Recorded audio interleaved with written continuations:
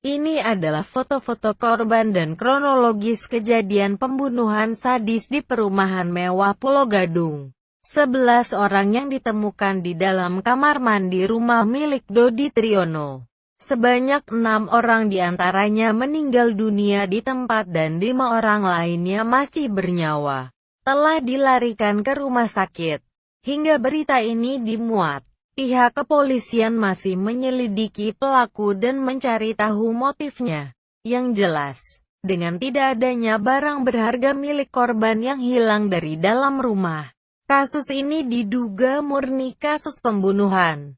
Terdapat 6 korban meninggal dunia yaitu pemilik rumah, Dodi Triyono, 59, putri pertama Dodi, Diona Arika Andra Putri, 17, putri ketiga Dodi, Dianita Gema Zalfala, 9, teman sekolah Gema, Amel, 9, serta 2 sopir pribadi Dodi, Yanto, 23, dan Tasirok, 40, dan ada 5 korban selamat, yakni putri kedua Dodi, 3 Zanet Kaslila Azaria, 13, serta 4 pembantu rumah tangga Dodi, Emi, 41, Santi, 22, Fitriani, 23, dan Windy, 23. Kasus pembunuhan sadis yang menewaskan 6 orang dan 5 lainnya dalam kondisi kritis itu. Foto-fotonya bahkan beredar di media sosial. Sepertinya foto-foto tersebut diambil saat olah TKP oleh kepolisian. Seorang saksi bernama Lutfi yang pertama kali mendobrak rumah itu menceritakan kesaksiannya saat mendobrak rumah mewah tersebut. Lutfi merupakan tukang kebun di komplek Pulau Mas Residence, tempat rumah kedua milik Dodi Triyono. Korban perampokan, Lutfi mengaku kaget dan merinding saat kali pertama memasuki kediaman keluarga pengusaha properti Dodi Triyono, 59, di Jalan Pulau Mas Utara 7A, Kayu Putih, Pulau Gadung, Jakarta Timur, sekitar pukul 8.30 WIB. Sebab, setelah melihat sejumlah barang berserakan di ruang tengah, ia mendengar ringisan tangis dan suara minta tolong dari balik kamar mandi. Saya ke dalam rumah sama Sugeng dan petugas keamanan komplek.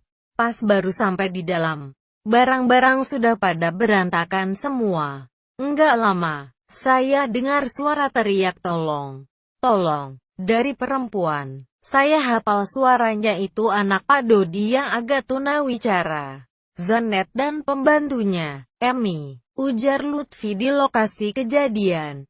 Rumah yang menjadi lokasi kejadian di Jalan Pulau Mas 7A dan rumah kedua milik Dodi Triyono hanya berjarak 100 meter. Ia menceritakan, mulanya sekitar pukul 8.30. Teman dari anak korban, Diona Andra Arika Andra Putri, mendatangi petugas keamanan komplek Pulau Mas Residence.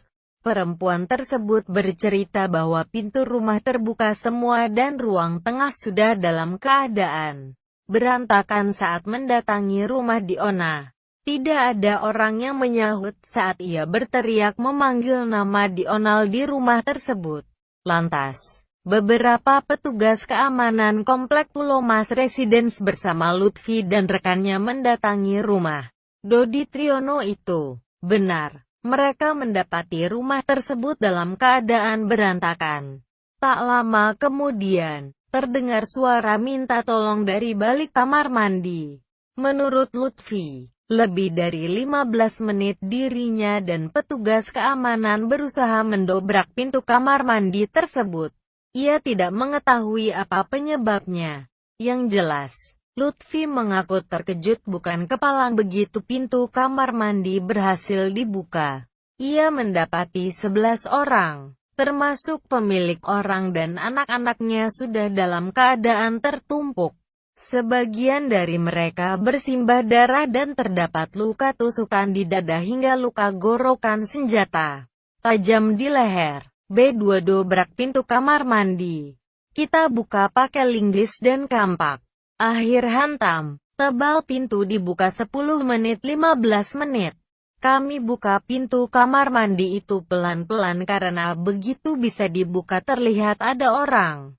Rupanya pintu tertahan sama tumpukan mayit, ungkapnya. Saya langsung lemas lihat mayit dan orang yang masih hidup ditumpuk jadi satu seperti itu. Sambungnya. Ia dan beberapa petugas keamanan dibantu dengan datangnya petugas Polsek Pulo Gadung berusaha mengangkat dan mengevakuasi 11 orang yang tertumpuk itu ke ruang tamu. Setelah diperiksa dokter kepolisian, rupanya ada 5 orang yang masih bernafas dan mempunyai denyut nadi. Saya enggak tahu nyebutnya apa. Kaget, lemas enggak keruan lihat orang ditumpuk di kamar mandi kecil seperti itu, ucapnya.